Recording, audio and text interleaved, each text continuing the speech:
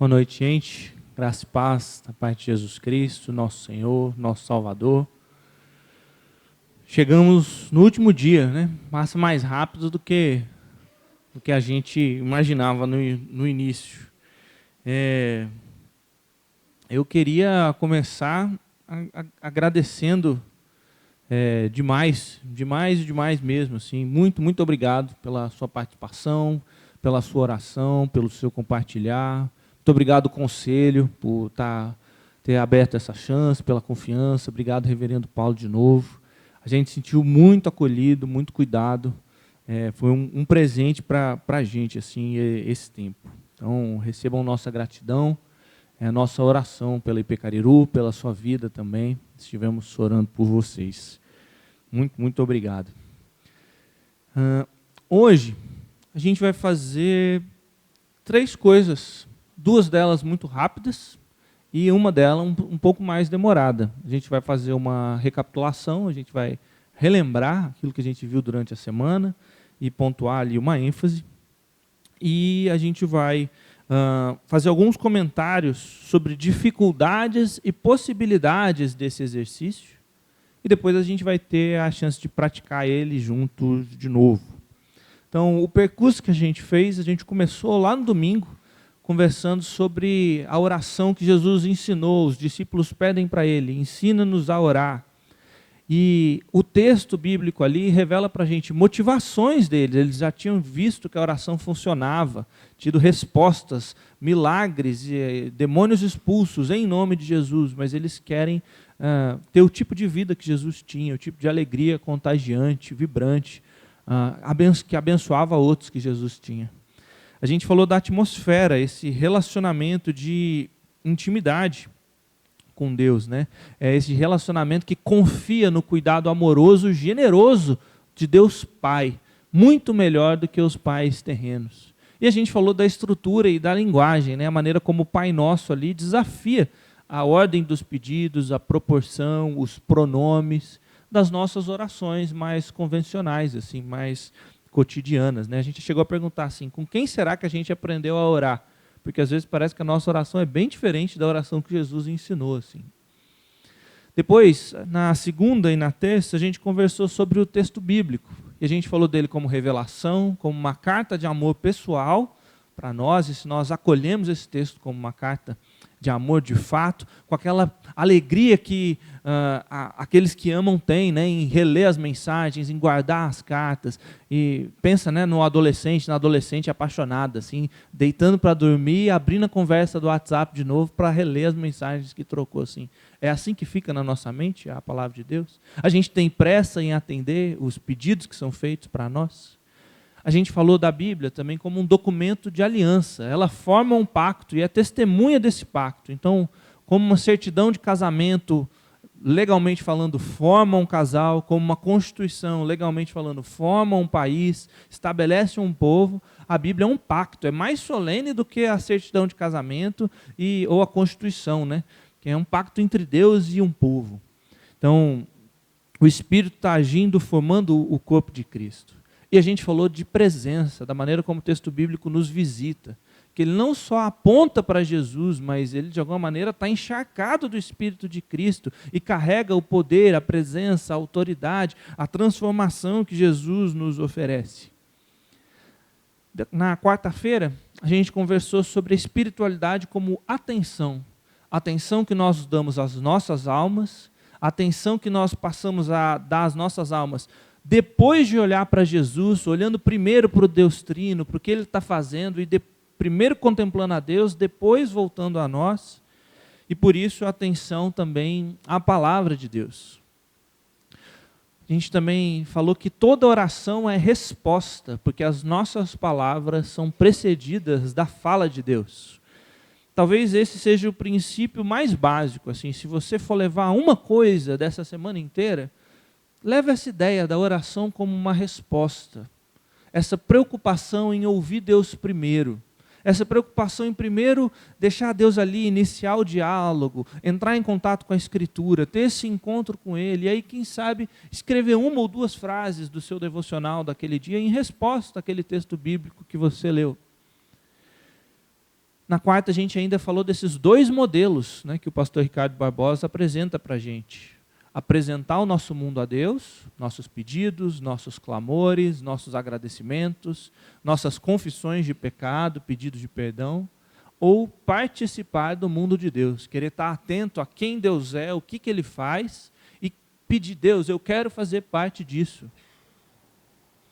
Movimentos muito diferentes. E a gente viu como esse exercício da Lectio Divina, ele tenta responder à palavra que está revelando o mundo de Deus. Então é bem mais natural que a nossa oração seja esse pedido para participar desse mundo.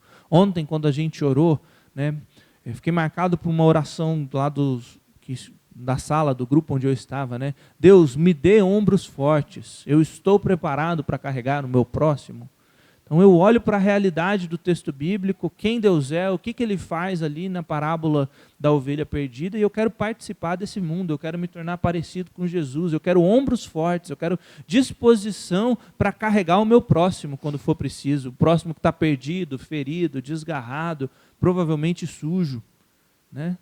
Mas quero ir atrás dele e carregar ele com alegria nos ombros, quero participar do mundo de Deus, quero imitar Jesus.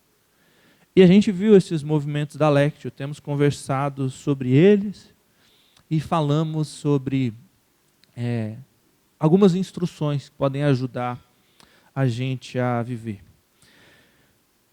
Eu queria abrir para comentários ou para dúvidas. Ontem teve um momento que eu acho que o pastor Edson até queria fazer uma pergunta, ele deixou para depois, eu falei, cara, depois não teve um momento, então...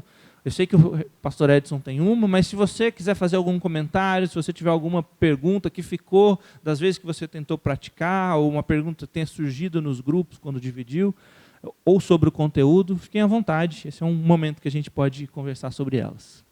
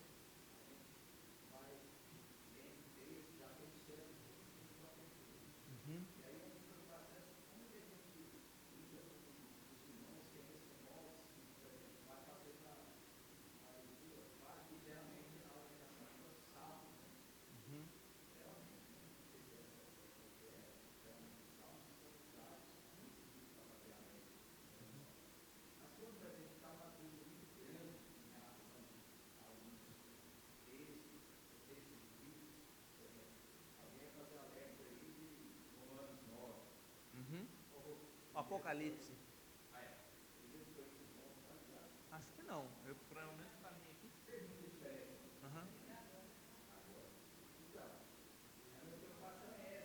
Exemplo, assim, o temor que a gente pode ter de alguém, por exemplo, você vai entender, e eu acredito que os irmãos vão entender isso, de alguém, por exemplo, fazer uma interpretação, eu sei que é um momento assim, de Deus falar pessoalmente, né? Mas Deus falou isso comigo, e de repente isso afastar um pouco, a pessoa né, pensar algo que está fora. Acho que eu compreendi. A preocupação do Heavy, acho que a preocupação do Vitor também, ele veio me fazer uma pergunta no final. Como é que uma pessoa nova na fé, ou sem uma base, será que esse momento da Lectio, quando ela ouve essa palavra pessoal de Deus para ela, será que ela não pode cair numa interpretação errada?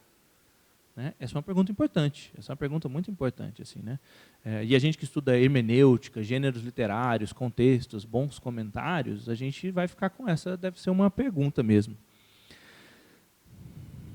Ou o que fazer, né, se ela cair numa interpretação errada? Essa é uma excelente pergunta, é muito bom que ela apareça aqui.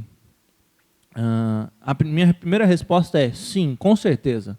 Um novo da fé, ele pode ouvir alguma coisa julgando ser do texto, aliás, não só o novo da fé, inclusive nós, muito experientes, né?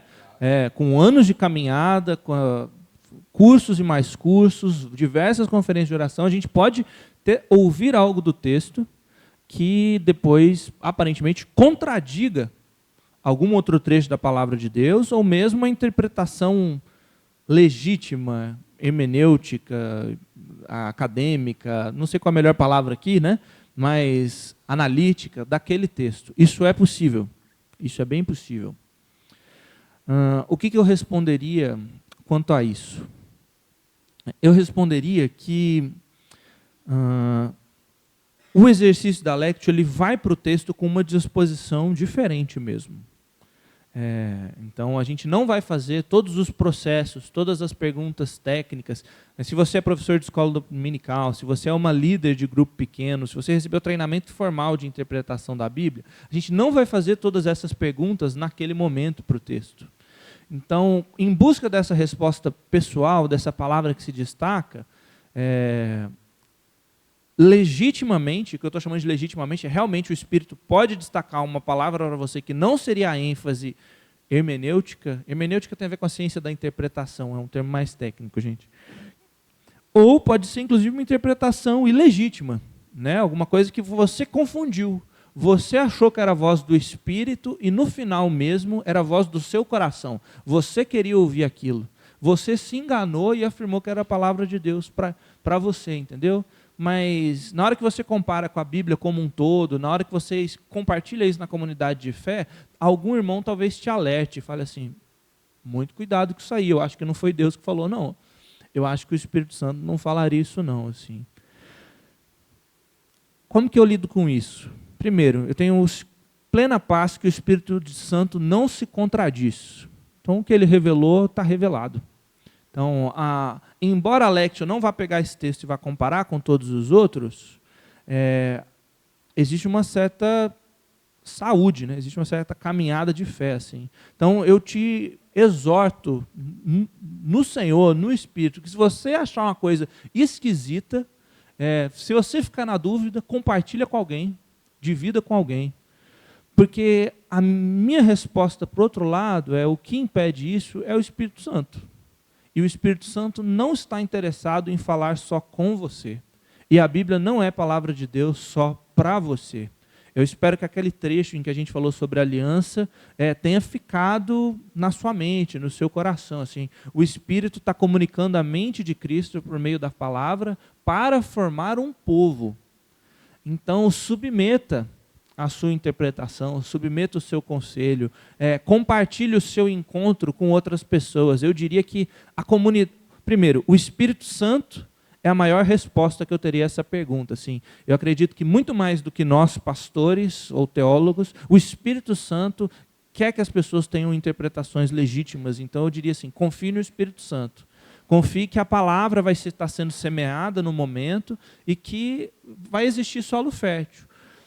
Confie no Espírito Santo na Escritura, confie no Espírito Santo na comunidade. Então, confie nos irmãos e irmãs que você tem. Confie em irmãos e irmãs mais velhos, com mais tempo de caminhada, mais experimentados. Divida com eles, assim. Especialmente se for estranho. E se um deles falar assim, meu irmão, eu respeito seu momento pessoal, eu respeito seu exercício, mas eu acho que você devia estar aberto a corrigir, a pensar alguma coisa nessa outra direção. Dividam isso e façam essas lutas juntos. Assim. O texto pode, de novo, né, eu acho que quando... vamos voltar ao exemplo de ontem para ser mais fácil. Acho que a lição principal da parábola da ovelha perdida é que Deus se alegra quando um pecador se arrepende. Então ele diz, o texto fala da alegria de Deus. Mas acho que quando a gente se sente a ovelha, isso talvez não seja o principal, mas isso está de acordo, isso está harmônico. Quando a gente pede ombros fortes, alegria para carregar o irmão que está perdido, esse talvez não era o ponto principal, mas isso está de acordo, isso está harmônico. Então, eu creio que esse momento de dividir, de compartilhar as respostas, esse encontro que a gente teve no coração, ele é muito importante, inclusive por causa disso. Eu fiz um comentário durante a semana com uma das irmãs exatamente sobre essa questão. A Lectio, ela não pode ser o único exercício, né? Porque, por exemplo, nós temos que continuar fazendo a leitura da Bíblia, vou ler Colossenses, todo o livro, porque assim a gente vai estar aprendendo que vai ser usado na Lectio, mas não somente a Lectio, porque senão, de repente, vai faltar lá, né? Então, é importante ter outros exercícios aí Com certeza. de crescimento. Mas, É. muito bom. Obrigado pela tua resposta. Deixa eu reforçar isso, Rev, porque eu acho crucial, gente. É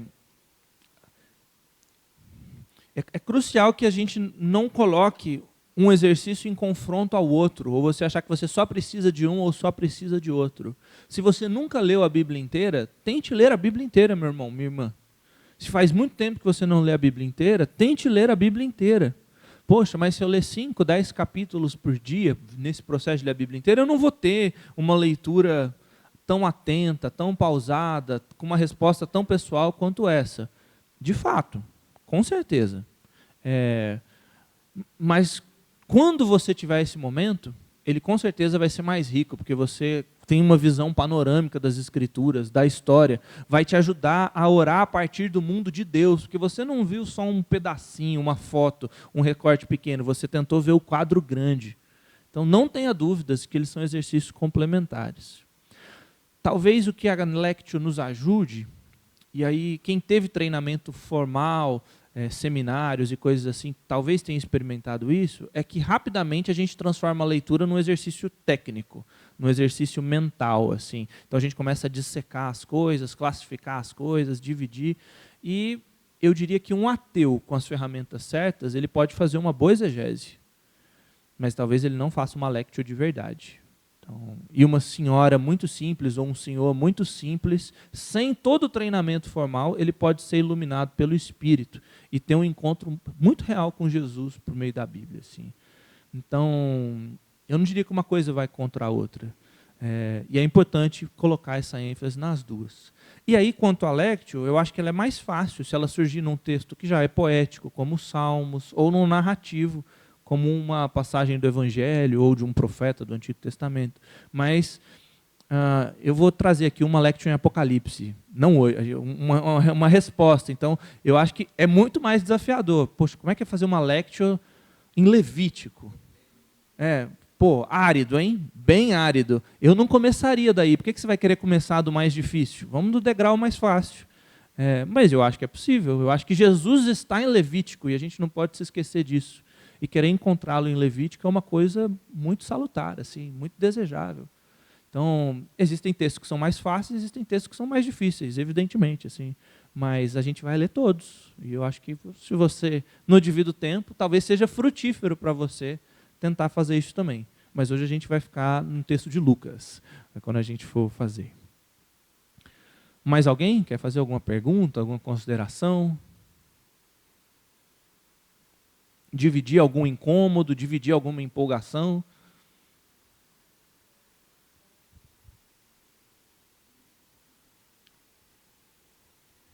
Pastor, é que eu fui tentar fazer isso hoje, lá naquela parte que fala que Deus pede para Abraão sacrificar Isaac. E não teve técnica nenhuma, só teve muito choro. Porque eu falava, Deus, eu jamais faria isso, Deus, me perdoa, eu jamais daria meu filho. E eu fui tomado numa emoção, choro mesmo. Então, assim, não teve técnica nenhuma, técnica zero. Só foi mesmo uma bala de emoções. E aí? Acolha a emoção que o Espírito te trouxe, minha irmã. Eu acho que esse texto é para nos desafiar mesmo. Acho que tem um pastor mais velho, amigo, que disse que Abraão já tinha testado Deus, né? Ele já tinha feito ali Ismael, ele já tinha passado pelo processo, Sara tinha duvidado, dado risada, e agora ele tinha o filho, assim. Agora ele tinha a promessa, que ele andou décadas, e agora parece que Deus também precisava testar Abraão, né? Imagina, pai, o primeiro patriarca, aquele que, por meio do qual todo mundo, todas as famílias vão ser abençoadas. Será que esse cara é digno de confiança? Então, Deus testa. E eu acho que a maior parte de nós ia reprovar mesmo, assim, né? Se Deus pedisse nossos filhos, né? Acho que a gente tem que chorar mesmo, porque é a reação adequada. Deus, eu sei que eu talvez não tenha essa fé, então aumenta a minha fé se o Senhor pedir isso. Curiosamente, uma vez em São João da Boa Vista, foi a cidade que a gente estava quando eu fui para o seminário. O meu pai, cumprimentando as pessoas no final do culto, passou uma família e ele cumprimentou uma mãe e falou assim: esse menino aqui, maravilhoso, estou orando para ele ser um missionário. E a mãe repreendeu e falou assim: em nome de Jesus, não, pastor. Vai ser médico. Eu falei, curioso, né? Tipo, eu acho que é esse tipo de situação que talvez Deus nos peça aos nossos filhos, né? Será que, se não for para uma profissão que a gente julgue como glamurosa, se não oferecer toda a estabilidade financeira, né? Estabilidade financeira é uma expressão para confiar nas riquezas, né, gente? Denuncia um ídolo do coração, assim. Será que a gente está disposto, assim? Então, acho que a gente pode ser balançado por esse texto, e se a gente reagir com lágrimas, é como o monge, né? Deus, tem uma graça aqui que só se o Senhor me der. Eu não tenho essa fé aqui, eu não tenho essa confiança. Então, que Deus receba as suas lágrimas, irmã. E que eu acho que nenhum de nós acha que ele está pedindo isso literalmente, né, para a gente apunhalar os filhos. Foi uma situação bem específica. Mas que a gente tenha disposição de entregá-los ao Senhor ali, se Ele nos pedir.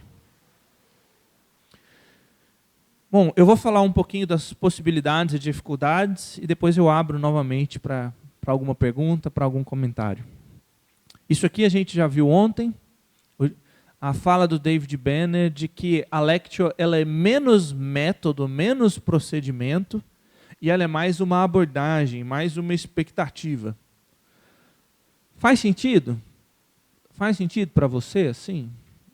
Menos técnica e menos um procedimento e mais uma abordagem, uma sensibilidade, uma expectativa que eu chego para o texto.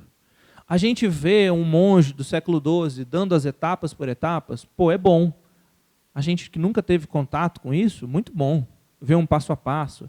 A gente vê um mestre, um professor, um pastor amigo brasileiro, próximo, dando instruções passo a passo, é bom.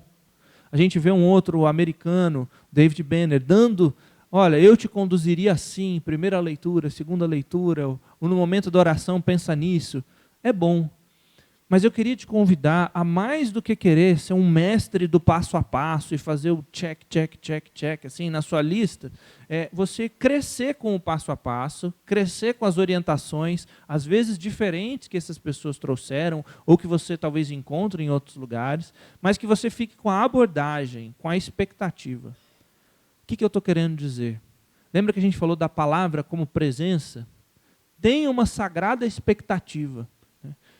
Como é que você ia se arrumar? Qual que seria a sua expectativa se você falasse assim, cara, Jesus vai estar em carne e osso lá na igreja hoje à noite. Ele vai fazer coisas extraordinárias. Como é que você viria para o culto? Você ia chegar atrasado, meu irmão, minha irmã? Você é louco. Você é louco. Você vinha de qualquer jeito? Você ia ficar mexendo no celular o tempo inteiro, ia ficar... Você é doido, você está prestando atenção em cada palavra, assim. Agora, a gente acredita mesmo que a palavra é a presença de Jesus? Porque então a nossa expectativa tinha que ser sempre muito alta. A gente vai se reunir como povo, Deus vai falar. Então, eu vou ler meu devocional, Jesus está aqui comigo, vivo e ressurreto, Ele quer me abençoar por meio dessa palavra. Vá com uma sagrada expectativa mesmo para esses momentos, assim. E há essa abordagem de, eu primeiro vou ser encontrado por Deus, Deus vai me visitar, Deus vai me falar, e eu vou responder de alguma forma. Então, se você quer seguir um procedimento duro, bem rígido, siga, mas não sacrifique a expectativa e o desejo de responder a Deus em nome de uma técnica, em nome de um passo a passo. Se você quer ficar com alguma coisa mais flexível, se o seu dia não permite, se você está na correria, não perca a expectativa de que Deus sabe olhar para a gente, está passando em Jericó, tem um mundo de pessoas, mas Ele sabe achar Zaqueu no alto da árvore, sabe? Ele sabe quem está correndo, quem não achou o melhor lugar, ele sabe nos encontrar, sabe? E tente orar em resposta a esse encontro de Deus, a essa ação de Deus.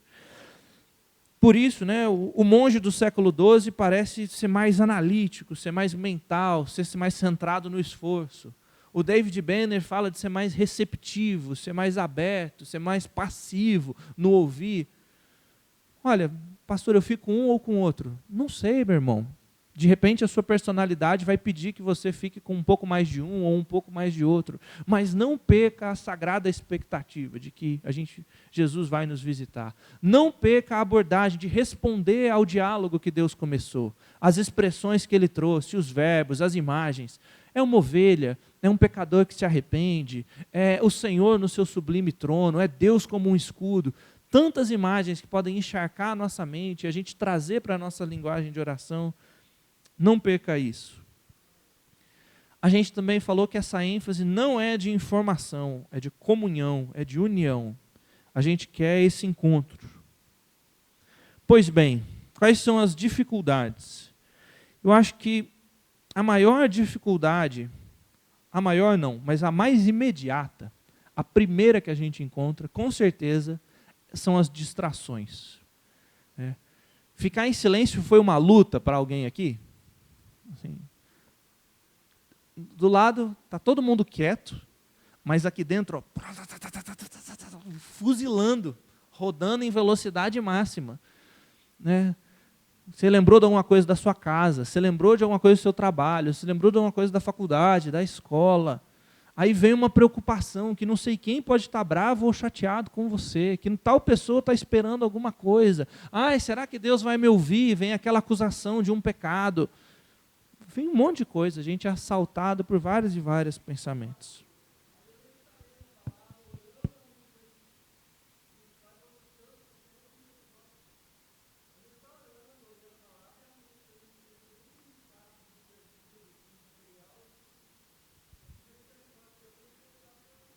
Com certeza. E o celular toca naquela hora, e a mensagem chega naquela hora, e batem na porta, toca a campainha, né? Parece que tudo acontece quando a gente fala assim, agora eu vou parar para ter meu tempo com Deus. Assim. Então, pode ser muito saudável, desligue o seu celular. Se você consegue ter um canto mais reservado, vá para esse canto. Deixa eu trazer o texto, depois... Não, né? Deixa eu falar agora. Por outro lado, tem momentos da vida, gente, que são delicadíssimos. Né? Mães cuidando de crianças com recém-nascidos. Você não vai conseguir, você não vai ficar meia hora em silêncio, não. Assim, você vai estar tão cansado, tão cansada. Se você conseguir meia hora em silêncio, durma, meu irmão, durma na paz do Senhor, assim.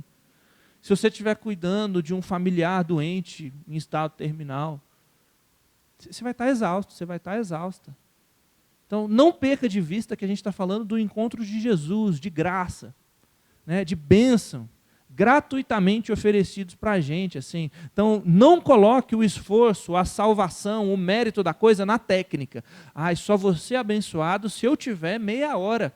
Ficar 15 minutos em silêncio, ler 4 vezes, pausado. Não, gente, é um recurso, é um instrumento. Pode ser um grande caminho de bênção. Mas tem dia que não dá, e Deus sabe que não dá. E isso não vai definir a salvação de ninguém não, tá bom? Então recebam como um presente, como uma possibilidade, muito mais do que como uma cobrança. Agora, ao mesmo tempo é bom pontuar, né? Uma coisa é estar cuidando de alguém que necessita.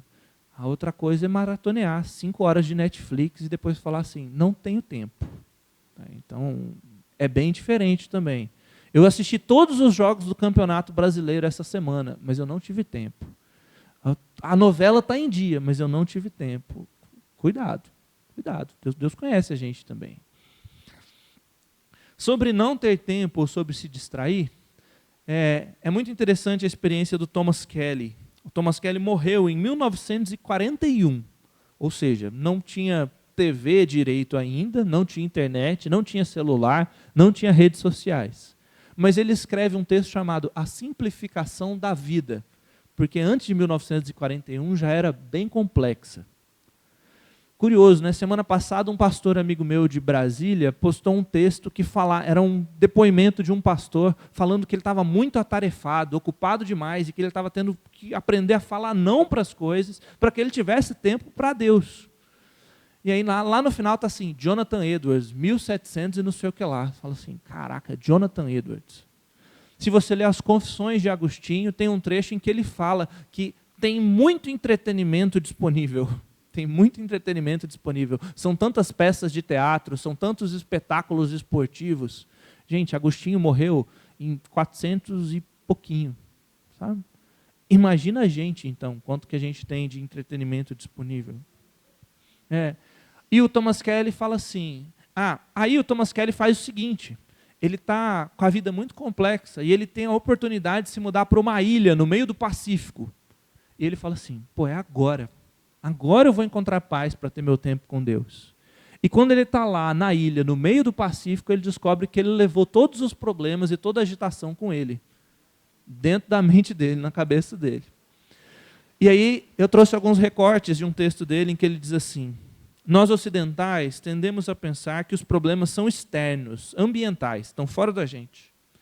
Não somos experimentados na vida interior, onde estão as verdadeiras raízes do nosso problema. Eu quero sugerir que a real explicação para a complexidade do nosso programa seja interior e não exterior. As distrações exteriores dos nossos interesses refletem a falta de integração das nossas vidas. Nós não somos íntegros, nós não somos inteiros internamente. A gente está fragmentado, a gente está quebrado, a gente está afetado pelo pecado. E aí ele constrói uma imagem que para mim é fantástica. Na minha experiência faz muito sentido. Ele fala assim, queremos ser vários egos ao mesmo tempo, sem que todos esses egos estejam organizados por uma única e soberana vida dentro de nós. Todos nós temos a tendência de ser não um único ego, mas todo um comitê de egos. E aí ele lista alguns. Ao ego cívico, ao ego paterno, ao ego financeiro, ao ego religioso, ao ego profissional e o ego literário. E cada um desses egos, por sua vez, é um franco individualista, safado, sem vergonha, não cooperando, mas votando aos berros em si mesmo quando chega a hora da votação. Vê se faz sentido para você. Para mim fez muito. Tem um André que é filho. Tem um André que é neto e quer ligar para o avô, quer ligar para o pai. Tem um André que é marido e precisa dar atenção para a esposa. Tem um André que é pai e agora tem que cuidar do Tim. Tem um André que é pastor e aí tem todas as obrigações de pastor. Tem gente que quer ser visitada, tem gente que não quer ser visitada e precisa. Tem sermão para preparar, tem cronograma DBD, tem um ministério e tal. Tem um André que é estudante e ele tem a lista dos livros do mestrado para ler. E tem um André que é leitor e não quer ler essa lista, mas quer ler o triplo da outra. E aí tem sempre aquela série que você precisa ver, tem a Copa do Mundo, tem não sei o quê, tem um monte de André. E aí você fala assim, várias dessas coisas são válidas. Você fala assim, eu quero ser um bom pai, eu quero ser um bom filho, eu quero ser um bom pastor, eu preciso ser um bom marido. Só que aí, um fica chateado quando ele não recebe a atenção que ele acha que é a atenção suficiente, sabe? Eu fui um ótimo pai, eu cuidei da minha família essa semana, estive lá para minha esposa. E aí surge o André filho assim, você não ligou para o seu pai. Você não deu atenção suficiente para sua mãe. Quanto tempo faz que você não liga para os seus avós? Sabe? E aí fica essa guerra interna. Quando eu leio as tarefas do mestrado, eu fico chateado, porque eu não li os livros que eu queria ler. Quando eu li os que eu queria ler, eu fico chateado, porque eu falo assim, pastor, eu devia ter preparado melhor o sermão. Quando eu preparo o sermão, eu fico cansado, porque eu não passei tempo com meu filho. Parece com a sua vida? Você encontra os seus egos também? Tem esse comitê e fica cada um berrando ali, é um individualista dentro de si.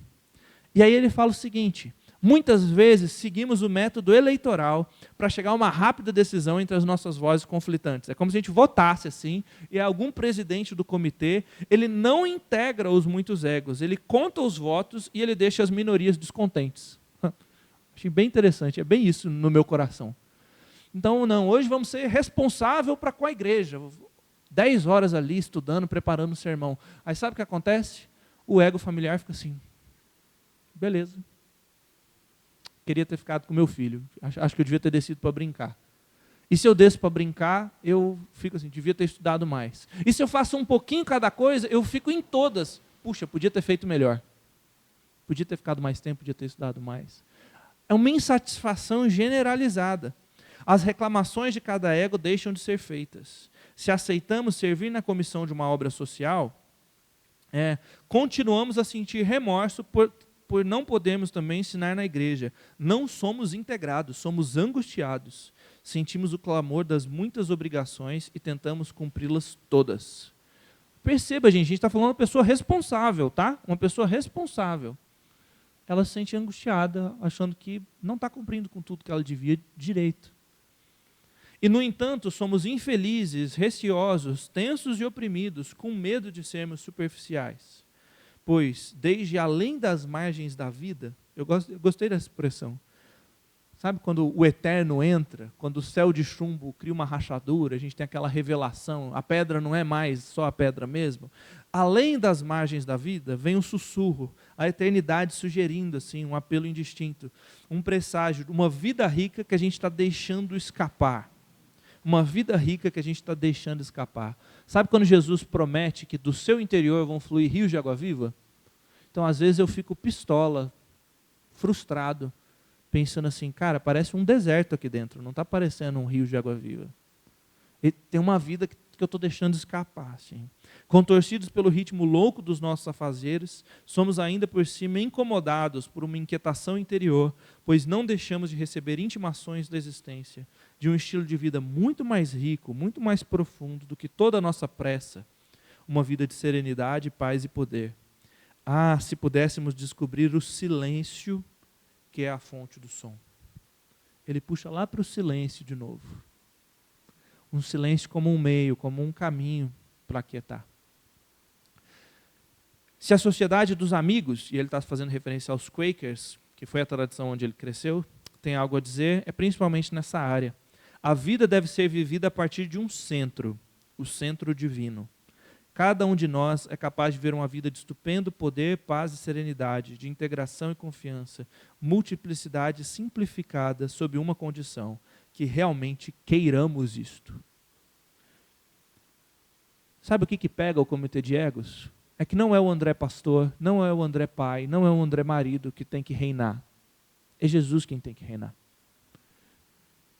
Não é você profissional, não é você institucional, não é você estudante, não é você interessado que tem que reinar. Se um desses reinar, todos os outros vão ficar chateados, vão se sentir injustiçados, vão ficar angustiados. É Jesus quem precisa reinar. A vida precisa partir de um outro centro, que não é nenhum ego de mim mesmo, é o próprio Cristo. E eu acho que a Lectio ajuda a gente nesse exercício, né? A Lectio ajuda a gente a descer nesses silêncios recriadores, assim. Lutar com a própria alma, falar assim, você está distraída com muitas coisas. Espera aí, depois a gente dá atenção para isso, depois a gente dá atenção para isso. Agora vamos dar atenção para o Senhor que reina, vamos dar atenção para a palavra que põe ordem no mundo, que põe ordem no caos. A Lectio ajuda a gente a entender essas dificuldades externas e essas dificuldades internas. Silêncio faz isso com a gente. A gente precisa ficar diante da gente mesmo. A gente precisa ficar diante de Deus, e diante de Deus a gente vai se ver de forma diferente. A Lectio ajuda a gente a estar nessa presença, durante o exercício e depois, ao longo do dia. Essa distração, esses múltiplos egos, talvez seja a dificuldade mais imediata. Eu listei algumas outras e depois queria falar de algumas possibilidades, de coisas boas. A mais profunda para mim, no entanto, não é a distração, é a impessoalidade. Impessoalidade, quando você não permite ser uma pessoa, ser inteiro, ser de verdade, diante de Deus, diante de você mesmo, diante das outras pessoas. A gente não responde a palavra de forma pessoal a nós hoje. E aí tem vários e vários jeitos de fugir. A gente pode fugir enfatizando discussões abstratas, né? Dando justificativas. Então, ontem, por exemplo, quando a gente dividiu para os grupos, a orientação foi, não fica discutindo sobre o exercício, não fica discutindo sobre o texto.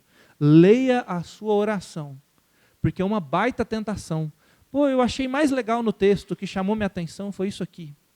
Não, mas não é isso que está em pauta agora. Agora a gente está conversando qual foi a sua resposta pessoal. Como é que a coisa mexeu com você. Você não quer discutir o texto, você quer compartilhar como é que o texto encontrou você, o André. A gente foge querendo analisar demais, querendo explicar demais, querendo justificar demais.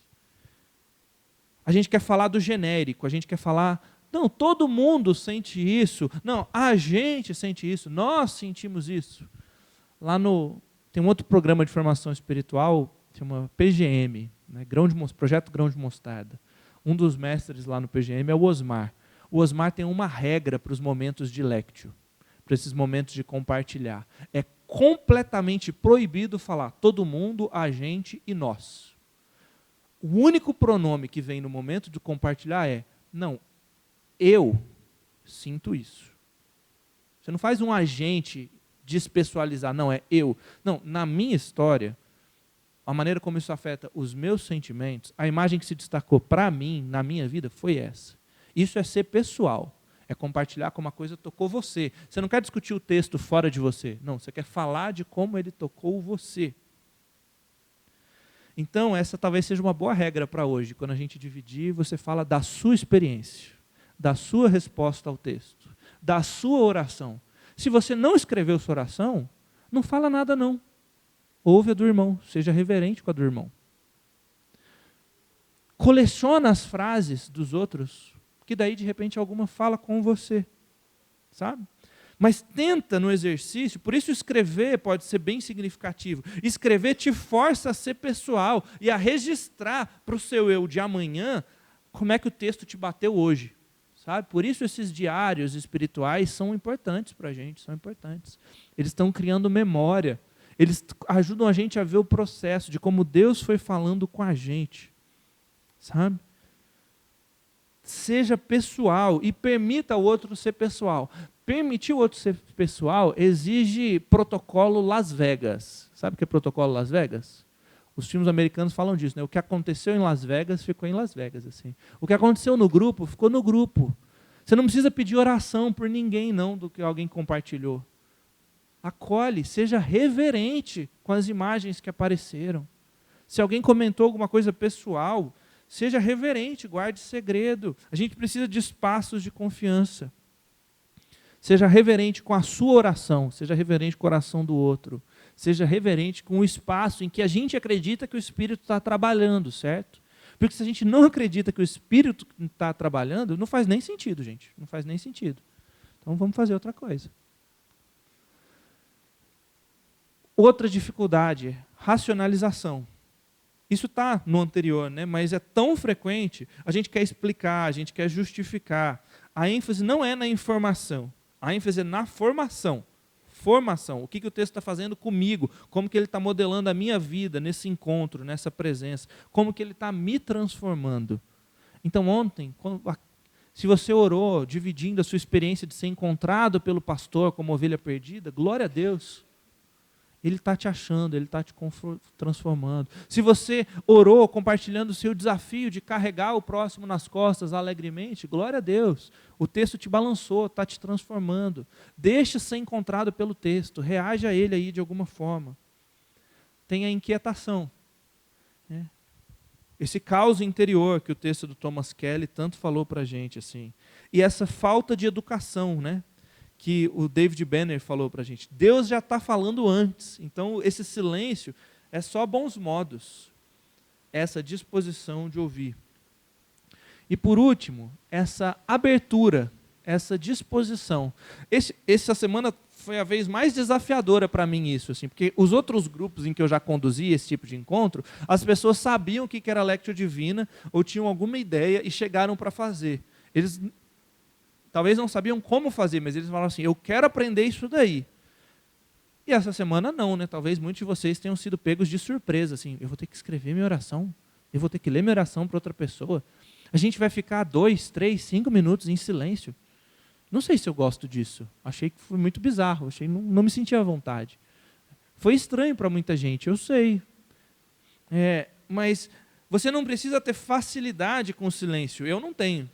a gente precisa estar disposto a lidar com ele, a lidar com o que ele revela, a lidar com o que ele traz à tona, assim. E às vezes tem ambientes que não permitem, né? Por exemplo, não é uma boa ideia fazer a Lectio Divina durante o ensaio de louvor da equipe aqui. Não dá, não dá. Você vai começar a cantar a música. Se a sua cabeça for um pouquinho parecida com a minha, você vai começar a cantar a música. E tem alguns momentos que são mais difíceis mesmo. Não dá para fazer acampamento, uma lectio, na euforia de um acampamento, sabe? Você terminou a gincana assim, da tarde, com os adolescentes, está todo mundo exausto, de cansado, a equipe que ganhou está vibrando, e você fala assim, gente, agora a gente vai fazer 5 minutos de silêncio aqui. Não, não vai dar certo. Assim, você não seja tão ingênuo. Não é assim. Mas existem possibilidades. Possibilidade de acolher como um presente, uma dádiva, e não como um dever. Então eu não quero que você saia daqui se cobrando de que todo dia você vai ter que fazer isso. Não é essa a ideia. Eu quero que você saia daqui com um presente, você saber que você pode fazer isso quando você quiser. Que você pode se planejar para fazer isso uma vez por semana, uma vez por mês. Se a sua agenda é difícil, tenta encontrar aí quais vão ser os 15 minutos, a meia hora, na semana, no mês, que você vai tentar fazer um exercício desse. Mas se coloca como um presente que você vai se dar, um encontro com Deus, uma prioridade na agenda. Não se coloca como, poxa, agora eu vou ter que fazer isso todos os dias, 2, 3 vezes, para ser super espiritual. Aqui no meu slide desconfigurou agora. Pode ser adaptado. Pode ser adaptado de várias formas, né? Como é que eu aplico os princípios, compreendendo os meus momentos de vida? Como é que eu aplico os princípios, compreendendo o momento de vida que eu estou? Ou então o momento de vida que o meu público-alvo está. No próximo slide eu vou mostrar uma criança. Crianças reagindo a coisas dessa natureza vai ficar mais fácil de entender. E existem múltiplos recursos, né? Por exemplo, para lidar com as distrações, você pode ter essa mente externa, esse caderno que você anota assim, poxa, tem que lavar a roupa. Tem que lavar a roupa, mas eu vou fazer disso depois. Tenho que comprar o livro tal. Tudo bem, mas vai ser depois. Tenho que pagar a conta tal. Tudo bem, mas vai ser depois. Não vou prestar atenção nisso agora. E para garantir que eu não esquecer, eu vou ter uma folha aqui em que eu anoto essas coisinhas, para elas saírem da minha mente e irem para o papel. Ou pode ter esses itens, né? Eu estava com a cruzinha ontem, o meu filho pegou ela para ficar brincando, aí eu não trouxe. Mas algo que você segure, algo que te ajude a concentrar, algo que te ajude a canalizar a sua atenção. Não estou falando para você fazer o objeto sagrado, não. Isso é idolatria, mas se você tiver algo externo que te ajude a se concentrar, isso não tem nenhum problema. Você pode escrever esse diário, essa jornada pessoal. E se forem muitas as orações, a gente pode fazer um saltério da IP Caruru. As nossas orações escritas, poesias refinadas, em que a gente colecionou as frases que foram aparecendo e depois a gente montou uma única oração comunitária. Olha que coisa bonita. Com as reações pessoais de cada um que falaram com todo mundo. E a gente pode fazer uso da tecnologia, né?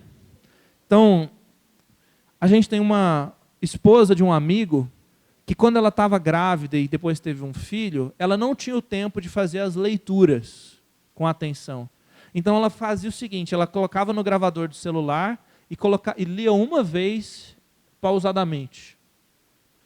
E depois ela ficava ao longo do dia disparando aquele áudio para ela poder ouvir essa leitura lenta. E depois, não era sempre, nem no mesmo dia que ela conseguia sentar para escrever oração. Então, de repente, ela ficava ouvindo o mesmo áudio no outro dia, e no terceiro dia, e aí depois ela sentava e escrevia a sua oração. Nossa, mas é muito diferente do que o monge propôs. Sim, mas o princípio está ali, está vendo? Ela quis acolher aquele texto como um presente. Ela quis responder a ele de maneira pessoal. O ideal é a gente fazer isso presencialmente, é muito melhor. Mas é possível fazer isso numa sala de Zoom. A gente já fez. É possível fazer uso de gravações. São recursos. Lá na IPLN, minha igreja local, a minha esposa quis tentar ver como é que seria fazer isso com as crianças. Aí você acha que a gente colocou as crianças e pediu para elas ficarem 5 minutos em silêncio? Não, né? São crianças, elas não fazem Não é muito natural para elas, elas não foram treinadas para isso. Mas eles leram 2 vezes um salmo juntos, e depois cada criança recebeu um versículo num papel. E foi sugerido, foi incentivado que ela desenhasse uma oração com base naquele versículo. Que ela desenhasse uma oração com base no seu versículo, naquele versículo. Então, se tem algum professor ou professora de escola dominical ou de culto infantil aqui, né, estão aí boas sugestões. E aí surgiram orações, eu trouxe 2. Que acabam sendo exercícios muito parecidos. Eles pegam o princípio. A gente vai responder a palavra por meio de uma oração. Gente, olha que coisas bonitas. Só Tu, Senhor, é a minha esperança. Eu confio em Ti, Senhor, desde a infância. Não sei se está dando para perceber, mas isso aqui é ele na barriga da mãe dele. E isso aqui é ele crescendo até ficar barbudo. E ele escreveu assim: obrigado, Senhor Deus. Eu confio em Ti desde a minha infância. E ele expressou essa confiança de que Deus está cuidando dele desde a barriga da mãe dele, até o momento em que ele ainda não chegou e ele vai se tornar adulto. Bonito isso, não é? Poxa, eu não tenho problema de ver uma lecture nisso aqui. A criança está reagindo sinceramente, honestamente, à oração, ao texto bíblico. Ela está respondendo ao texto bíblico. Né? Louvado seja Deus, porque não existe Espírito Santo Júnior, né, gente? As crianças não são um povo de Deus de 2ª categoria. A salvação delas não é de 2ª categoria. O Espírito Santo age nelas, não é de 2ª categoria. Eles não recebem dons de 2ª categoria. O Espírito Santo age nelas. E o que eu gostei mais foi esse aqui: em Ti, Senhor, me refugio, não permitas que eu seja envergonhado. Em Ti, Senhor, me refugio, não permitas que eu seja envergonhado. Eu vou traduzir para você, porque a gente também não entendeu, e a gente pediu para as crianças explicarem. Isso aqui é o capeta, tá bom? Ele desenhou Satanás, que o acusa com seus pecados. E aqui tem um coração, e ele se desenhou dentro do coração. E a explicação é o seguinte: Deus me colocou dentro do coração dele. Eu estou refugiado no coração de Deus. E não tem inimigo que possa me envergonhar.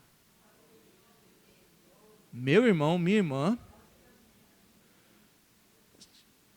O Theo tem 6 anos, tá bom? O Theo tinha 6, 7 anos. 6, 7 anos, meu irmão. E ele desenhou isso daqui como resposta à oração dele. O Theo entendeu mais esse versículo que eu. Entendeu? Não, eu tenho paz em falar isso. Que eu não expressaria uma ideia mais profunda e mais bonita do que a que o Theo me expressou aqui. E é isso que eu quero, Theo. Muito obrigado. Senhor, louvado seja Deus pela mente do Theo, que recebeu esse versículo e se viu refugiado no coração do Senhor. É isso que a gente precisa. Então, há múltiplas formas de responder. Formas mais simples, formas mais complexas. A gente, lá na igreja, ano passado, no 2º semestre, a gente estudou Apocalipse. E o nosso curso chamava Apocalipse.22. A experiência de Apocalipse, capítulo 22, para o ano de 2022, que estava um caos. Tinha pandemia, polarização política, um monte de coisa. E a gente passou 2 semanas estudando as cartas do Apocalipse, a estrutura das cartas, cada movimento que tinha ali nas cartas. E a gente falou de como surgia de uma situação particular, mas depois terminava com aquele que tem ouvidos para ouvir, ouça o que o Espírito diz às igrejas. Então saía do particular para o universal. A gente conversou sobre a situação e a gente ficou ali num exercício de falar o que a gente está vivendo, como que a nossa lealdade ao Senhor está sendo questionada, né? Onde que a gente está tentado, onde a gente está caindo, merecendo críticas e alertas, porque as cartas trazem críticas pesadas contra as igrejas. E como é que Cristo está se revelando? Ele se revela sempre de uma mensagem, de uma maneira muito específica para aquela igreja, que faz sentido, né, no ambiente cultural deles. qual que são as promessas que Jesus faz, né? Como que ele responde. E aí a gente tentou escrever no final, a gente se dividiu assim, teve um tempo do exercício longo da gente escrever a carta do Senhor Jesus para a igreja de Brasília. Então, ao anjo do Senhor em Brasília escreve, 2 pontos. Você está acostumado com a linguagem das cartas? Apocalipse 2 e 3, se você quiser ler depois na sua casa. Apocalipse capítulo 2, capítulo 3. E depois de 2 domingos estudando de maneira mais técnica, hermenêutica, comparando ali com o gênero literário, a gente escreveu essa carta. Ao anjo da igreja de Brasília escreve. E a gente dividiu em grupos, escrevemos, depois compartilhamos as orações, e a gente falou, cara, essa expressão aí foi muito boa. Vamos trazer ela para a nossa carta da igreja. E a gente foi colecionando isso. Eu queria ler a oração para você. Ela fala assim: ao anjo da igreja em Brasília escreve: eu sou a chuva da água viva, o rei do universo, o arquiteto da cidade celestial, todo-poderoso que te segura em minhas mãos. A gente estava há 114 dias sem chover. Seco. Brasília se orgulha de ser desenhada pelo Lúcio Costa, pelo Niemeyer e coisas assim. Eu sou aquele que traz as primeiras chuvas, o arquiteto da cidade celestial. Bloqueou aqui. Eu conheço as tuas obras. Eu sei que busca ser viva, criativa, alegre. Eu sei que entoa novas canções e que ama a missão. A nossa igreja é uma igreja muito criativa, com muitos músicos, muito talento.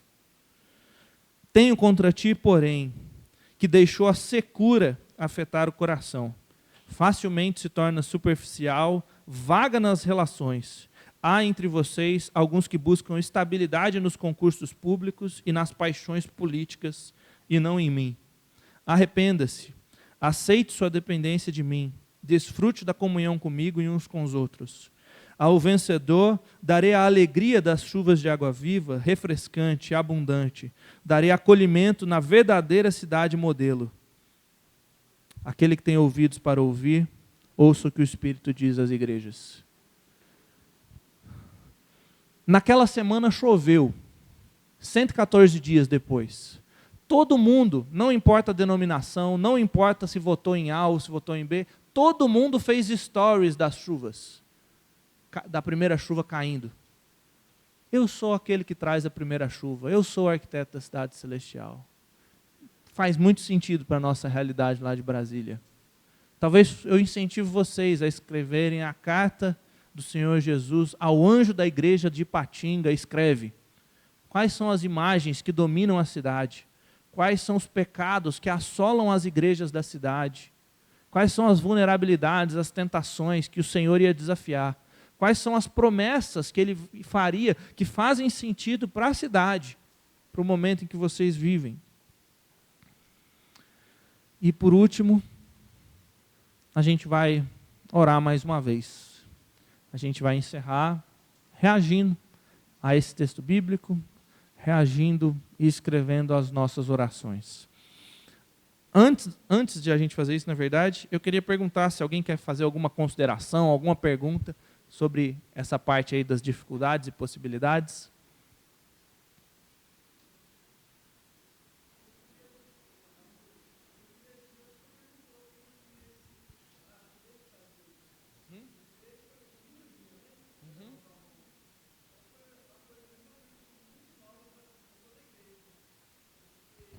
A gente viu, a mínima parte, né, tinha esse costume de escrever, né, de ter um diálogo com Deus na escrita. Então foi bem desafiador mesmo. A senhora foi abençoada pelo desafio? Amém. Amém.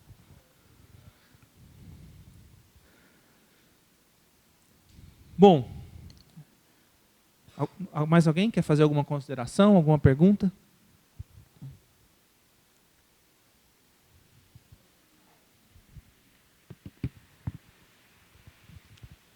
Então, pastor André,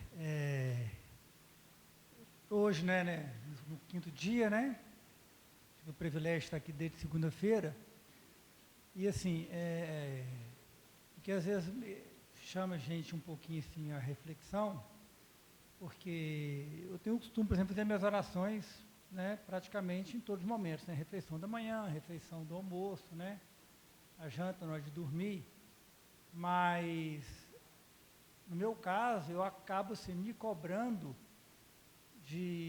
achando que as orações que eu sempre fiz, foram orações muito rasas, porque normalmente é muito corrido, né, levanta, 6 e pouquinho da manhã, já tem aquele intervalo, para tomar um café, para ir para o trabalho, almoço também, aquele 30, 40 minutos para você almoçar, escovar o dente, voltar a trabalhar, né? À noite também, bem agitado. Você vê que todos os dias...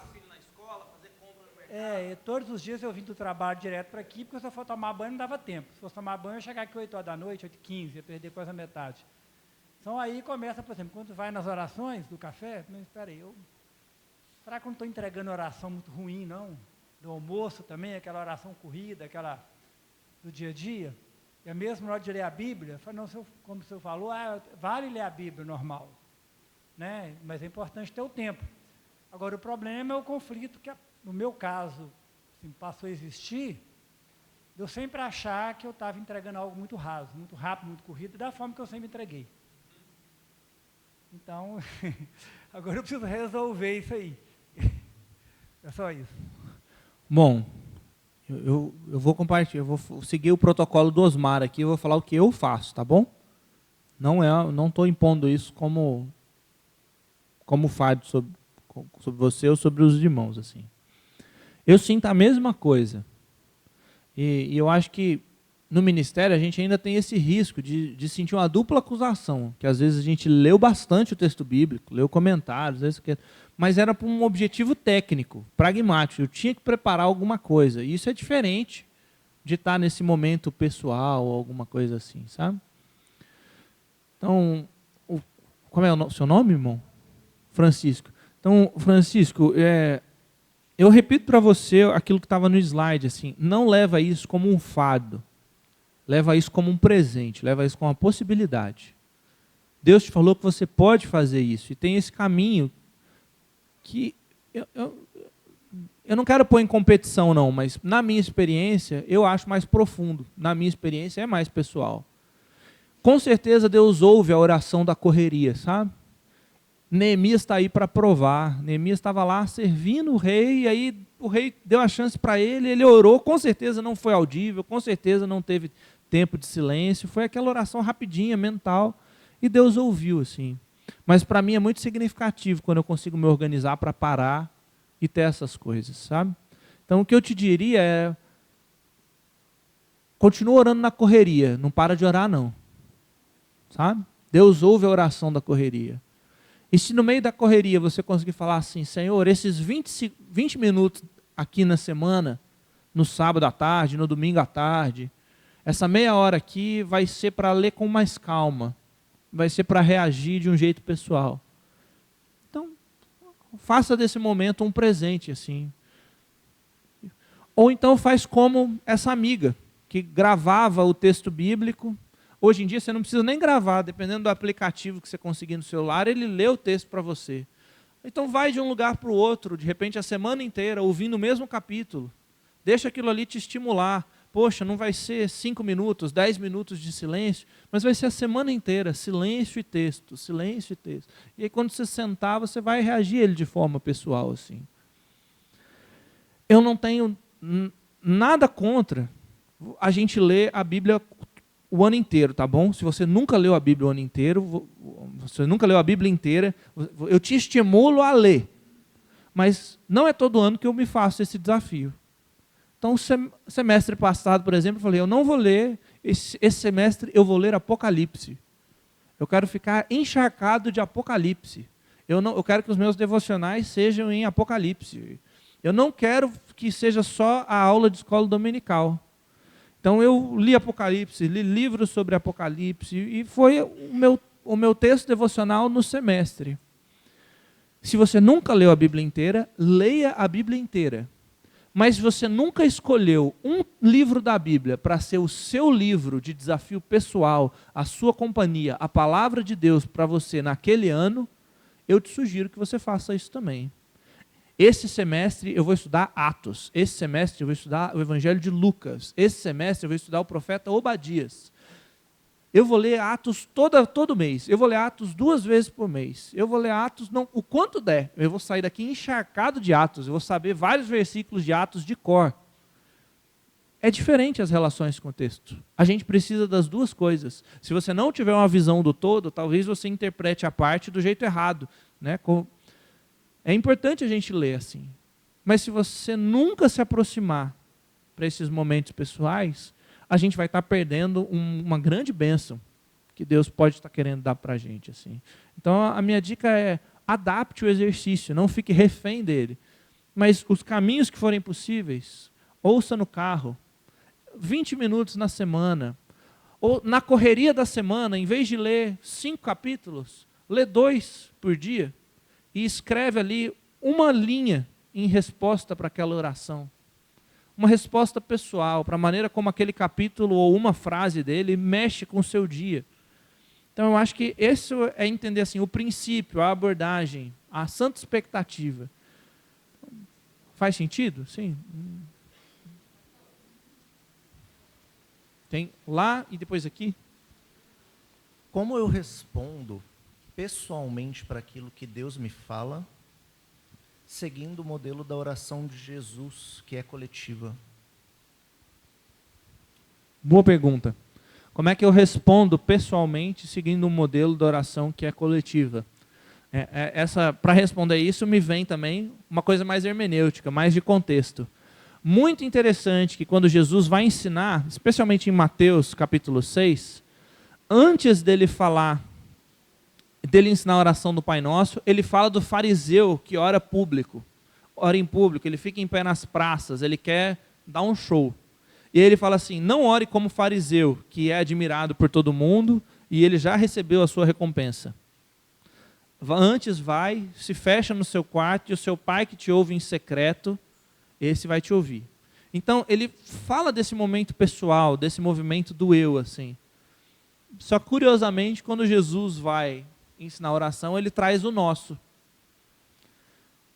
Então, eu diria que tem um mistério precioso aí, tem uma tensão preciosa aí, né? Que a gente se fecha no quarto para orar sozinho diante do Pai que estiver em secreto, mas a gente não perde a dimensão da comunidade, assim. Então eu diria que isso envolve, por exemplo, de quando eu estou sofrendo, eu cultivar a disposição de compartilhar minha dor com os outros irmãos. Sabe aquilo de quando um membro do corpo sofre, o corpo inteiro sofre com ele? Mas, gente, pastor não tem bola de cristal. Se você estiver passando por um problema e você quer que o pastor descubra que você está passando por um problema para ele orar por você, ele não tem bola de cristal, tá bom? Você tem que ligar para o pastor e contar o seu problema. Você tem que ligar para o presbítero e contar o seu problema. Você tem que ligar para o irmão e contar o seu problema. Senão não adianta você sofrer por ele sozinho. A mesma coisa das pessoas se alegrarem com as bênçãos que você recebe. Então, eu acho que você traz para o pessoal e aplica para o seu dia, sabendo que você precisa orar aquilo. Deus, venha ao teu reino nessa reunião de trabalho que eu tenho hoje. A reunião é sua. A igreja inteira não vai participar ativamente da reunião. Mas você pode pedir para eles orarem pela reunião. Você pode pedir que eles estejam intercedendo por você ali. Então, eu acho que esse duplo movimento do secreto do quarto para o nosso da oração faz parte da tensão da vida. Porque Deus não chamou a gente, Deus não salvou a gente no vácuo, né? Só você, individual, privado, particular, isolado, individualmente. Não. Deus salvou a gente como parte de um povo. Então, eu diria, fez sentido? Assim, ore no privado, traga o seu mundo, coloque ali a estrutura do Pai Nosso para os seus momentos de vida. E às vezes isso vai significar que você precisa compartilhar o pão, porque tem irmão que tem fome. Né? Você já pensou na loucura que é isso? Você falar pão nosso de cada dia e ter um irmão passando fome? Imagina qual seria a reação do seu pai, da sua mãe biológico, se você estivesse comendo com fartura e você estivesse deixando seu irmão com fome. Orar pão nosso tem implicações sociais, assim. Pão nosso de cada dia nos dá hoje. As nossas dores, o nosso perdão, né? A dor do outro. Então eu acho que é cultivar essa atenção. O Heavy pegou o microfone ali.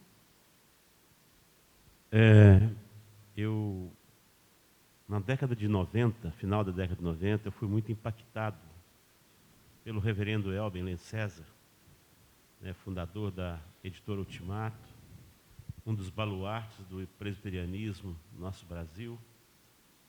E ele foi na nossa região, naquela época, falar sobre práticas devocionais. E ele falou, olha, eu vou pregar num texto, porque faz três meses que eu estou lendo, meditando e garimpando nesse texto. Faz 3 meses que eu não leio outro texto bíblico, a não ser esse capítulo do livro de Samuel. Não me lembro agora se era o primeiro, o segundo e qual era o capítulo. Aquilo mexeu comigo. Falei, poxa, esse homem com a experiência que ele tem, a bagagem que ele tem, gastando 3 meses para beber, absorver tudo que um capítulo da Bíblia está dizendo para ele. Então isso me tranquilizou com aquela preocupação de ter que ler a Bíblia toda em 6 meses, toda em 1 ano. Né? Então eu queria deixar essa palavra de encorajamento. Às vezes é bom você voltar no texto 1, 2, 3 vezes e não se preocupar. O importante é você estar ouvindo, recebendo e orando em resposta àquilo que Deus está falando. Né? E esse ano, vocês sabem, o Conselho adotou o plano de leitura bienal da editora Naderi Reformati, que é 2 capítulos por dia. E eu confesso que eu não conhecia esse plano. E agora eu estou fazendo as minhas devocionais baseadas na leitura bienal da editora. Né? E tem sido assim uma bênção, porque 2 capítulos da Bíblia, um de Gênesis e um de Provérbios. Você lê em máximo 2 minutos e meio, 3 minutos. Depois eu tenho 15, 20, 30 minutos que eu desejar, que eu tiver tempo, para eu orar e responder, contemplar a Deus. Então, tem sido uma bênção para mim esse tipo de leitura e a lectio divina. O Spurgeon, se eu não me engano, Heavy, falava que quem não pode orar como deve orar como pode. Boa frase, né? Quem não pode orar como deve orar como pode. Assim.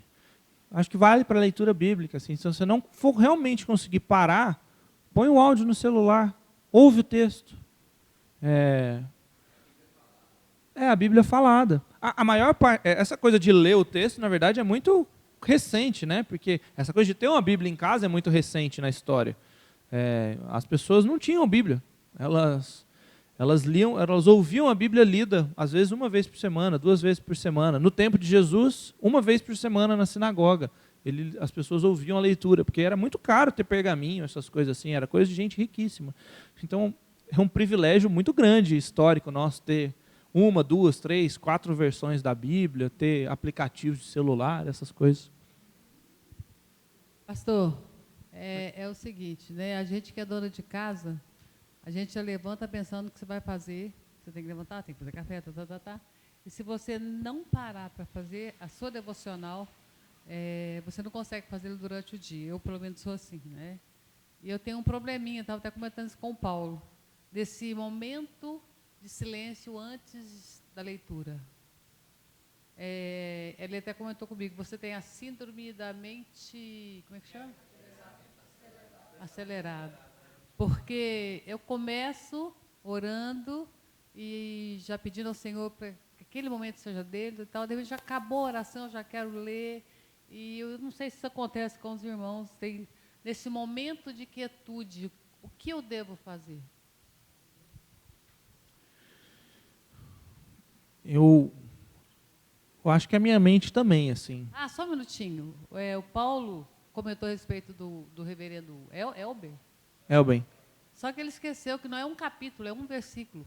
Eu estava presente quando ele disse. Ele ficou não sei quanto tempo, nenhum versículo para formar o estudo que ele tanto queria. A igreja conhece o reverendo Anderson Sattler, pastor? Não sei se vocês conheceram o reverendo Anderson Sattler. O reverendo Anderson Sattler também me marcou muito, assim, o hábito dele de decorar os textos. Então ele sabia muitos salmos de cor, muitos salmos de cor. Uma vez ele foi falar para a gente e todos os textos ele estava de cabeça. Assim, eu fui lá conferir depois, a cadeira onde ele estava sentado, o púlpito e tal. Não, ele estava estudando tudo de cabeça mesmo. Sobre o silêncio, eu tenho muita dificuldade com o silêncio. Né? A minha geração cresceu jogando videogame. Né? Não satisfeita com o videogame depois, porque a minha geração ainda era o Nintendo. Bom, acho que não vai falar, não vai comunicar muito, ficar descrevendo que modelo que era, né? Mas era uma coisa assim, era um bonequinho assim, pulando, etc, sabe? Agora, quando eu estava no final da adolescência, a gente jogava online, né? E a gente continuou jogando online aí nos tempos, nas folgas, assim. Então, aí eram 10 jogadores na mesma sala, todo mundo, cada um fazendo uma coisa, dando tiro para um lado, usando poder para o outro. Aí aquele negócio assim, é uma tela assim, e tem 1 bilhão de coisas piscando assim. E se você não foi profundamente treinado no jogo, você sente e fala assim, não estou entendendo absolutamente nada.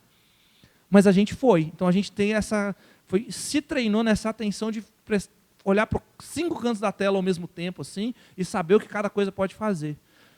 Então, você imagina a dificuldade da gente ficou meses, anos de adolescência fazendo isso, sentar e falar assim, agora fica 10 minutos em silêncio aqui.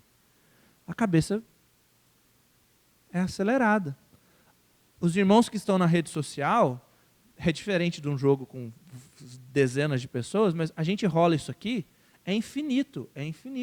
Ele é feito para não acabar nunca, para ser um estímulo contínuo.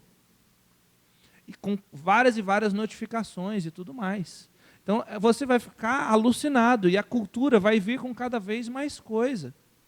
Né? As histórias agora são de multiversos, são vários universos ao mesmo tempo, gente. Então, não bastava um só, com tudo que pode acontecer de bom ou de ruim em um só. Agora tem vários nas histórias de ficção, dos heróis aí e tudo mais. Então, a gente vai ser cada vez mais acelerado. Quem lida com criança aí em ensino, não sei se não era diagnosticado antes, né? E agora é, mas os transtornos de hiperatividade, de déficit de atenção, eles estão cada vez mais frequentes, talvez porque antes a gente não soubesse que eles existiam. Talvez porque hoje, com quantos meses uma criança sabe mexer no celular? Sabe mexer no Netflix, sabe escolher as coisas assim. Então, isso vai moldando. Né? A gente vai ficando cada vez mais acelerado. Quando eu era criança, a gente ligava na internet de escada. Aquele barulhinho, né? Se você conhece, você tem mais de 30, de 40. Assim. Hoje em dia, se tiver no 2G aqui, a gente começa a ficar afobado, porque a coisa está carregando devagar demais. Assim. Ih, não está funcionando não. Então, acho que a gente é muito acelerado. O meu conselho é, primeiro, treine. Se você nunca ficou em silêncio, não fala assim, agora eu vou ficar meia hora. Você não vai ficar meia hora. Não vai de jeito nenhum. Use todos os recursos possíveis. Comece com 1 minuto, 2 minutos, 3 minutos, 5 minutos. Vá crescendo. Se você for falar, você não é livre para correr uma maratona, né? As disciplinas espirituais a gente compara muito com exercício físico. Você não é livre para correr uma maratona. Se eu falar assim, bora correr uma maratona amanhã, você fala assim, bora. Se você não tiver treinado, você morre. Você não dá conta, você não tem essa liberdade. A disciplina gera liberdade. Você não é livre para entrar na final da Copa do Mundo e jogar naquele nível. Você não é livre para isso. Você precisa de uma vida de disciplina para jogar em alto nível. Um nível de final de Copa do Mundo, de final na NBA. É uma vida de disciplina. Então, a gente vai amadurecendo nos processos. Então, começa com 2 minutos. Minha mente vai ser agitada. Usa uma mente externa. Um bloquinho no papel. Lembrei de tal coisa. Lavar tal coisa. Comprar tal coisa. Ligar para não sei quem. Agendar a visita tal. Ler a página tal. Fala assim, olha, eu vou me preocupar com você depois. Coloca aqui, tira daqui, coloca no papel. E com o tempo, a gente vai descobrindo a beleza do silêncio também.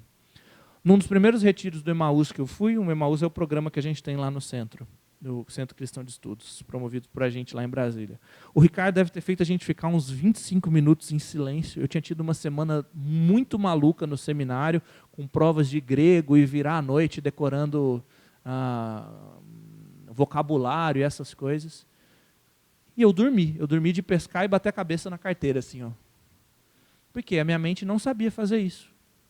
A minha mente ou estava agitada, se concentrando em um monte de coisas, ou ela dormia. Não existia esse estado de vou me preparar em silêncio para receber alguma coisa. Vou gerar uma expectativa santa e atenta. Então eu dormia. Então eu falo assim, comece no pouquinho, use recursos externos, use um objeto que te retome a atenção ou alguma coisa e comece pequeno. Né? Ninguém treina para uma maratona começando correndo 15 quilômetros. Não, a gente corre 200 metros, caminha 200 metros. Corre 200 metros, caminha 200 metros. E a gente vai ganhando ritmo, vai ganhando condicionamento, vai saindo de onde a gente está, mas a gente não está tentando, a gente está treinando. Né? Se a gente for falar assim, vamos correr a maratona, a gente vai tentar e morrer. Se a gente falar, vamos treinar para a maratona, a gente não vai começar fazendo 42 quilômetros. A gente provavelmente vai fazer 42 quilômetros só no dia da maratona. E depois vai precisar de umas 3 semanas para recuperar as pernas da primeira vez. É o que os corredores falam. Então, comece pequeno. Eu tive essa experiência com jejum.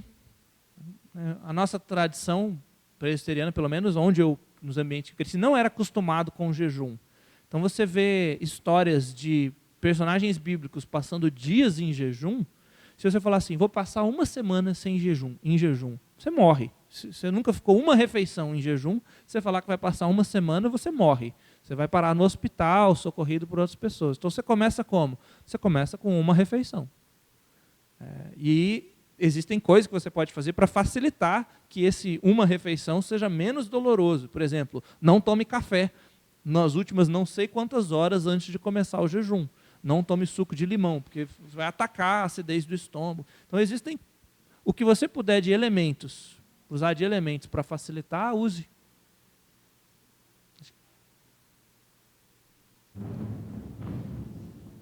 Eu queria falar, pastor, o pastor Paulo, ano passado, eu não lembro bem o nome que ele deu, mas ele deu a disciplina da meditação, lembra? Solitude. Isso, que ele sugeriu que se fosse para uma praça, um lugar sossegado, ficássemos 2 horas, 30 minutos, depois ia aumentando. E eu fiz isso, até hoje eu faço. Eu não faço todos os dias, mas 1 vez por semana eu tiro um tempo pela manhã para ficar numa praça, sossegado, meditando. E tem me ajudado nesse exercício agora. Então, assim, quem aderiu a esse chamado do pastor Paulo ano passado, com certeza eu me tornei uma pessoa, estou me tornando mais calma com isso. Uhum. No primeiro dia foi terrível. Eu falei, nossa, que invenção desse pastor, como é que eu vou ficar aqui? Mas é incrível como a gente vai vencendo passo a passo essa situação. Eu li um livro uma vez sobre disciplinas espirituais e tinha um momento lá que ele falava sobre o cultivo da paciência.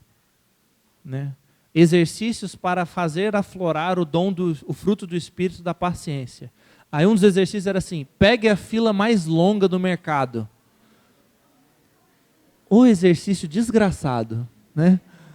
Na verdade, assim, o exercício cheio de graça, porque ele realmente cultiva a nossa paciência. Né?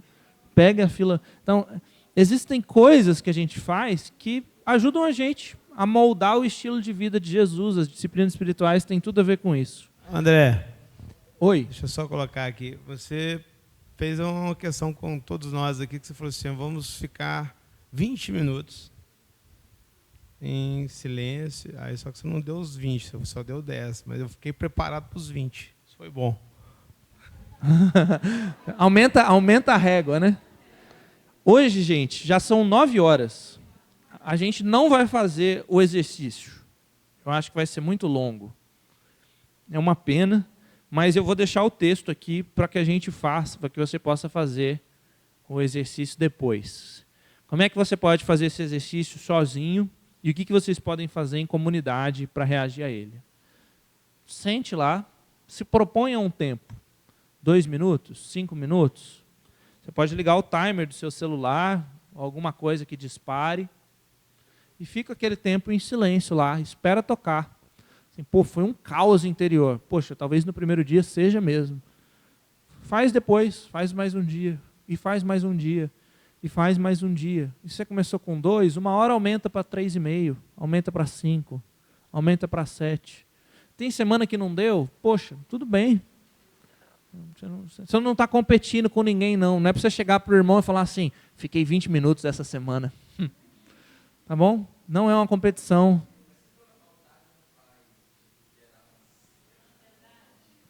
Pode ser, pode ser. Mas eu coloco o timer. Minha sugestão é... se você é ansioso, vai ficar com ou sem ansiedade. Né? Com ou sem o timer. Com ou sem o timer, sim.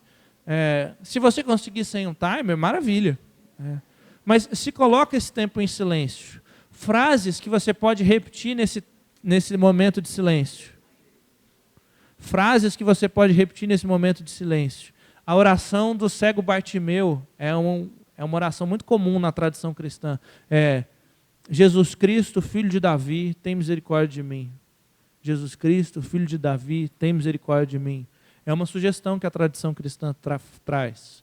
Ou você pode ler um versículo dos Salmos que tem a ver com esperança, com expectativa. Espera minha alma no Senhor, mais do que os sentinelas pelo romper da manhã, mais do que os sentinelas pelo romper da manhã. Gente, você já imaginou o sentinela esperando o romper da manhã, assim? Já imaginou que é uma situação de guerra, tem um exército que pode estar vindo, e sua função é ficar de noite, assim, ó. Você não pode dormir. E às vezes não está acontecendo nada. Né? São dias que não acontece nada, para um dia o sentinela gritar assim, estão vindo. Imagina o que é a chegada da manhã para esse cara. Foi uma noite de paz. Foi uma noite de paz. Louvado seja Deus. Espero a minha alma no Senhor mais do que os guardas pelo romper da manhã. Mais do que os guardas pelo romper da manhã. A gente precisa aprender. Esse cultivo da espera é uma coisa muito bíblica, assim, né?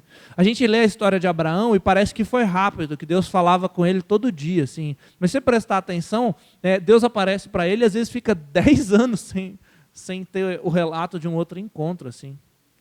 Então, às vezes os processos são lentos.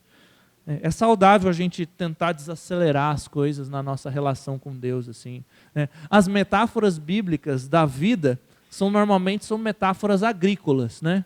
É fruto do Espírito, é parábola da semente, os salmos falam da árvore que cresce e no devido tempo dá o seu fruto. Né? As nossas metáforas hoje são digitais, são conectar, atualizar, são muito mais rápidas. Voltar a fazer jardinagem, ver as flores crescendo, isso tudo ajuda. Cultiva esse silêncio. Lê com atenção. Se você lê em voz alta, se você pode pedir para um outro irmão ler, se você quer fazer isso em grupo de 4 ou 5 pessoas, faça. Reveze quem lê. Um dia uma pessoa lê as 4 vezes, 3 vezes, 2 vezes. Leia quantas vezes você puder. Tente ler mais de uma vez, pausadamente. Fique em silêncio entre as leituras. Né? Não comece a escrever oração ali, rápido, imediato, não. Sem pressa. Dá um tempo para as palavras encontrarem o seu coração. Seu coração que está agitado, seu coração que está com medo, está confuso, está feliz. De repente a palavra vai ser um abraço de Jesus para o seu coração. De repente vai ser Jesus te pegando assim, te falando assim, Pedro, Satanás tentou te peneirar. Vai ser Jesus te dando um chacoalho. De repente vai ser uma bronca de Deus para você, porque seu coração está precisando de uma bronca. De repente vai ser palavra calma. Mas deixe esse momento do encontro. Fica encharcado do texto. Qual que é a palavra? Você é a ovelha? Você é o pastor? Você é a semente? Como é que está o solo do seu coração? Entra em diálogo mesmo. Jesus está começando a conversa. Não muda de assunto, não. Se Jesus trouxe aquele assunto, fica naquele assunto. Então, essas orações que trazem as expressões do texto, tenta dialogar ali com as expressões do texto. E aí eu sugiro que você escreva a sua oração. Pastor, é bem no santo se eu só falar? Não, Deus recebe. Mas para você, enquanto exercício, para você ter esse diário, que seja uma vez por dia, uma vez por semana, uma vez por mês, esse diário vai mexer com você. E lembra, ele vai registrar esse percurso das suas conversas com Deus, dos seus encontros com Jesus. E, gente, a oração não precisa ser original sempre. Não precisa, ela não precisa ser inédita. A gente tem liberdade para fazer orações novas, para compor músicas novas, cantar ao Senhor um cântico novo. Mas a mesma oração pode ser lida várias e várias vezes, de maneira pessoal, sem se tornar mecânica. E se você é cristão há muito tempo também, você sabe que você pode fazer uma oração nova de forma mecânica. Não é ela ser nova ou ela estar escrita que vai garantir a pessoalidade, que vai garantir ela ser autêntica de verdade, pessoal de verdade. E aí você para um tempo depois, agradece a Deus pela visita que você teve da palavra, agradece a Deus por aquele momento, agradece a Deus por Ele estar sustentando. Se você tiver a chance, se vocês estiverem fazendo isso em comunidade, dividam uns com os outros as respostas a essas orações. Vocês podem promover grupos que fazem isso uma vez por semana, uma vez por mês. Encontre parceiras de oração, encontre parceiros de oração, cultivem essas amizades. Não fica dependendo do seu presbítero, não. Não fica dependendo do seu professor, professora de escola dominical, não. Não fica molando os pastores para ser com eles, não. Assume você a responsabilidade de ser parceira de oração com outra irmã, com outro irmão. Assume você a responsabilidade de ser parceiro de oração com outra pessoa. E não se esquece, gente, que a oração não termina no amém, não termina no silêncio depois. A oração precisa terminar na vida de obediência. A oração precisa gerar mudança de vida. Então, se na sua oração você lembrar de coisas que você precisa fazer, em resposta àquilo ali, fala assim: eu preciso perdoar tal pessoa.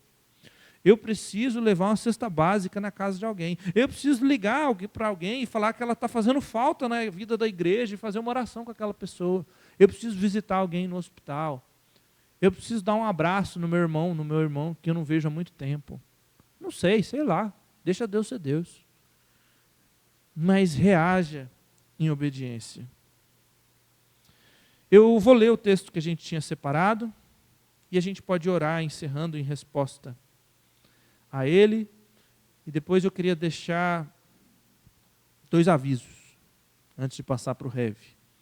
O texto está em Lucas, no capítulo 7. Eu, na verdade, te convido a fechar o olho, em vez de você abrir. Lucas, no capítulo 7.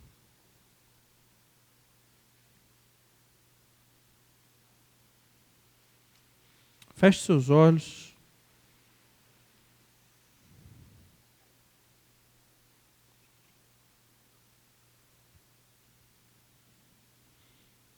Senhor, esse vai ser um momento essa noite em que a gente vai ler um trecho da sua palavra. Tem misericórdia de nós, das nossas almas agitadas, coração de Marta que muitas vezes a gente tem. Ajuda a gente a se aquietar na sua presença, a escolher a boa parte. Senhor, a gente está te pedindo pelo Santo Espírito. O Senhor prometeu que nos daria. Nos visita, nos traz a presença de Jesus, nos visita por meio desse texto. Ajuda a gente a se colocar diante da Tua palavra, a entender que ela é poder, é presença de Jesus Cristo, vivo, ressurreto diante de nós. Ajuda a gente a se imaginar nessa cena.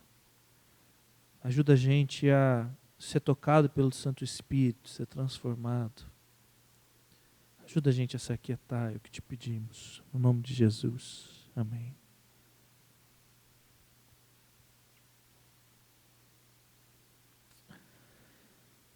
Convidado por um dos fariseus para jantar, Jesus foi à casa dele e reclinou-se à mesa.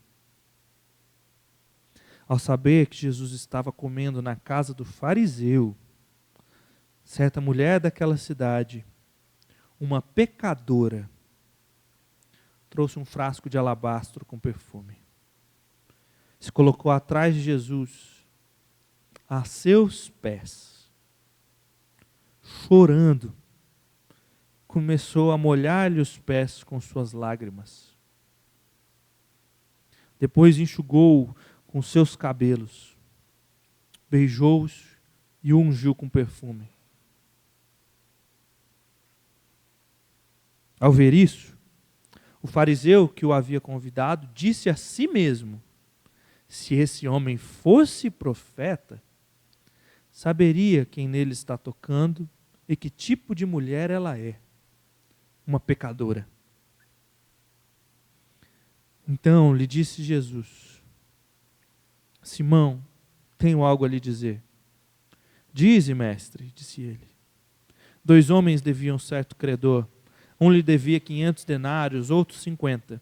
Nenhum dos 2 tinha com que lhe pagar, e por isso lhe perdoou a ambos.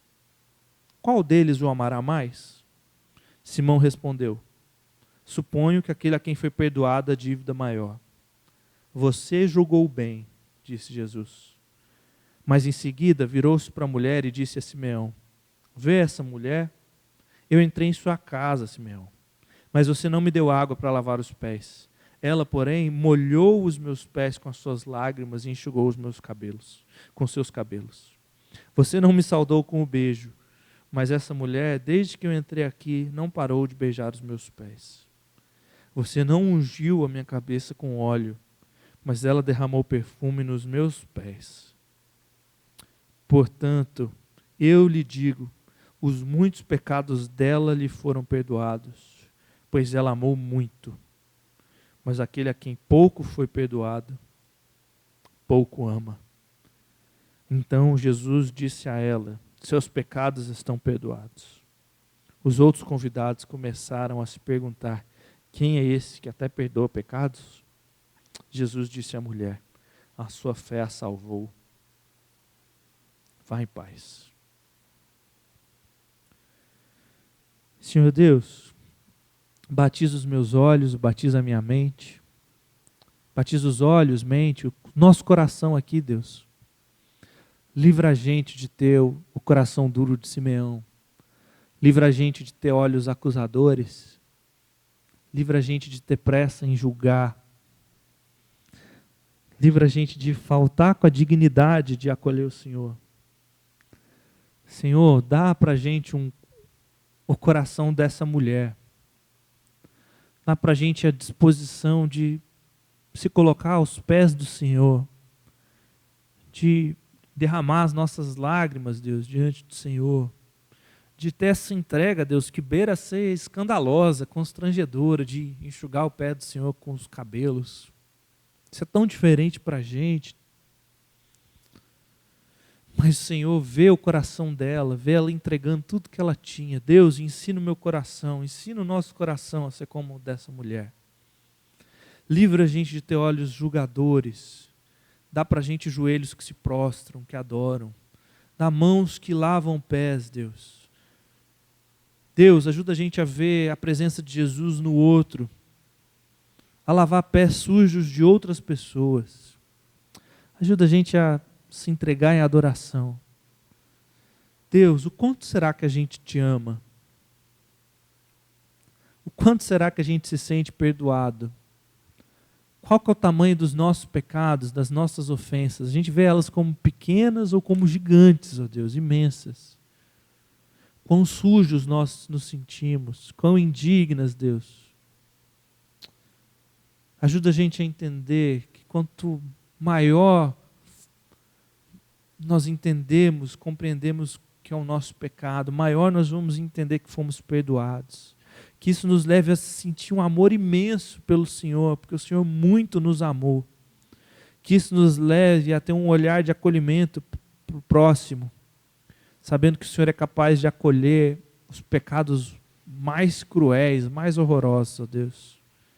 Deus, obrigado por essa semana, obrigado pela chance de orarmos juntos, de conversarmos sobre a Escritura, de tentarmos reagir a ela. Deus, nos coloca dentro do seu coração, como essa oração que o Theo desenhou. Nos refugia, Deus, na tua palavra, na tua presença, no teu próprio ser. Visita-nos, Deus, visita essa igreja, visita cada participante, cada família que o Senhor trouxe aqui essa noite. Aprofunda o nosso relacionamento com o Senhor. Ajuda-nos a descobrir a beleza de estar aos pés do Senhor, em silêncio, contemplando, preparando o coração para ouvir. Enche a nossa mente, o nosso coração da própria Escritura, Deus, da tua própria vida. as palavras, as expressões, enche o nosso vocabulário, Deus. Renova a nossa mente, transforma o nosso coração. Nos coloca aos pés de Jesus, é o que pedimos. Nos faz nos sentir amados, amadas de Jesus, muito, muito perdoados. Nos dá o coração consagrado dessa serva, Deus, que a gente não sabe o nome, mas que deixou esse exemplo de entrega, de consagração, de perdão, de transformação, Deus. Continua a visitar essa igreja, visita os seus líderes, os professores, professoras, seus servos. Derrama dom sobre essa comunidade, sobre esses participantes aqui conosco. Sustenta essa igreja, Pai, poderosa, poderosamente, ó Deus, nas suas mãos, próxima do Senhor, aos seus pés, visitada e transformada pela Tua palavra, ó Deus. Sustenta a minha vida de oração, sustenta a vida de oração desses irmãos e irmãs. Renova, ó Deus, nesse início de ano, a nossa vida de oração, nosso compromisso com o Senhor. Visita-nos, Deus, nós te pedimos. É o que pedimos no nome de Jesus, nosso Senhor, nosso Rei, nosso amigo. Na expectativa de que Ele volte em breve. E que a gente seja plenamente com Ele, fisicamente com Ele, no banquete do Cordeiro, nas bodas, Deus, da consumação. É o que pedimos, no nome e para a glória de Jesus. Amém. A gente passou do nosso tempo, a gente não fez o exercício que a gente tinha planejado, mas eu espero que a conversa tenha sido boa. Para mim foi bom ouvir as dúvidas, as considerações de vocês. Se vocês tiverem qualquer comentário ou dúvida do exercício, eu fico à disposição, vocês têm o meu WhatsApp ali. Eu demoro para responder o WhatsApp, tá bom? Às vezes eu demoro dias, mas eu vou tentar responder. Se você me enviar uma coisa, eu posso demorar, mas eu vou tentar responder. O texto que a gente ia fazer seria esse texto que eu li agora, Lucas 7, de 36 a 50. Eu queria incentivar você, se a gente não, na falta da gente ter feito aqui, você fazer esse texto em casa. E queria pedir que vocês orem por mim, pela minha família, pela chegada da Lina. Se você quiser me seguir nas redes sociais, esse aí é o meu usuário, @André Gomes e Pereira, Gope assim. E queria convidar você a seguir o Centro Cristão de Estudos, @Centro Cristão de Estudos. Esse conteúdo que a gente trabalhou aqui veio de um curso lá do Centro Cristão de Estudos, lá com o pastor Ricardo, que a gente convida outras pessoas e a gente, trocando ideias, vai formulando essas coisas. A gente está para começar uma turma do Emaús. O Centro Cristão de Estudos tem 2 projetos principais. O Vocatio fala de fé e trabalho. A gente entende que ser faxineiro, ser ministro do Evangelho, ser ministro da Justiça, juiz, professor, arquiteta, engenheira, tudo isso são vocações santas. Ser pastor ou ser missionário não é mais santo do que ser chamado por Deus para ser professora, do que ser chamado por Deus para ser médica, ou ser engenheiro, ou ser dono de casa. Então a gente trabalha essas coisas da fé e trabalho no Vocatio. E a gente tem um curso chamado Emaús, um programa chamado Emaús, que tem a ver com essa frustração dos discípulos no caminho, sabe? Eu estou frustrado, eu me frustrei com Deus, me frustrei com a igreja, me frustrei com a minha vida de fé, e eu quero reencontrar Jesus no caminho e ter o coração queimando. Essa é a proposta. É um programa de 2 anos, e a gente está no piloto de talvez ter uma turma online, começando em março. Normalmente ele é presencial ao longo de 2 anos, com alguns retiros e encontros. A gente quer tentar fazer isso online, para quem não pode estar com a gente lá em Brasília. Então, é um programa mais longo, são vários meses no ano, com vários encontros, assim, ele tem uma mensalidade. Mas se você quiser saber mais, se você quiser deixar seu nome, você me procura aqui no final ou pelo celular, e eu vou ficar feliz em falar dele com você. Muito, muito obrigado de novo, gente. Muita gente trouxe dúvidas depois, conversou um pouco depois. Prazer demais estar com vocês. A igreja deu para mim um presentão, que foi visitar o meu irmão, conhecer a minha sobrinha, que eu não conhecia ainda. Muito, muito obrigado. A generosidade da igreja também. Deus abençoe demais vocês. Heavy.